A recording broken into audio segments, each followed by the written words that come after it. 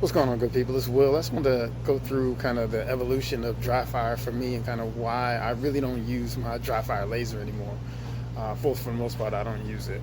So initially I was using it, rack to slide, shot, rack to slide, shot. But what I found is that doing that more and more was causing me to be more target focused, and I'm chasing that shot. I'm focused on my sights, I break the shot, and I'm immediately shifting my focus off to the target to see where my hits were, which is not what you want to do, especially if you're going to shoot multiple shots. You want to be tracking your shot through recoil, and as soon as it gets back into the notch, you get an acceptable shot picture, you press the shot again, and then repeat as many times as you need to.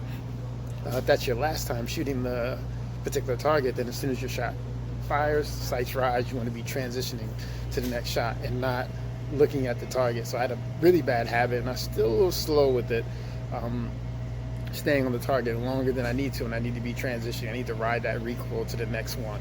So that was causing a huge training scar. So I had to cut way back on that. The other thing is just it's not convenient if you're looking to do multiple shot drills. What I do now is I'll either use the dry fire mag.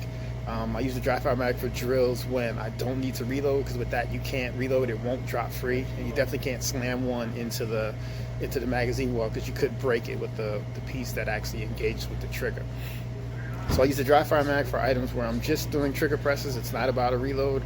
If there's a reload in the drill and there's multiple shots, and what I'll do is I'll just move the slide back a little bit out of battery. I'll insert a zip tie into the barrel, and it keeps the slide from going fully home. And when you do that, you'll get a dead trigger, so you can get as many trigger presses as you want.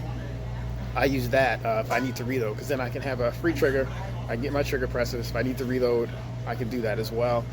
So that dry fire mag for me now, or I'm sorry, the dry fire laser now for me is more as a placeholder.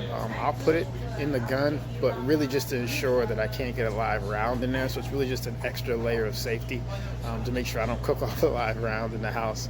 That's going to be a bad day. So again, it's cool if you're doing one shot, you're just looking for accuracy, or if you're going to use one of those apps. For me, that's boring, so I don't use the app to track my shot placement, and I don't want to be staring at my target. I do think it has its place in a rifle when you have a dot, or if your gun has a dot and you're just doing single shot drills, because then you're going to be target focused instead of front sight focused. So it's okay for you to be looking at the target and then focus there, and then you'll see if your shot is actually hitting where you're focused.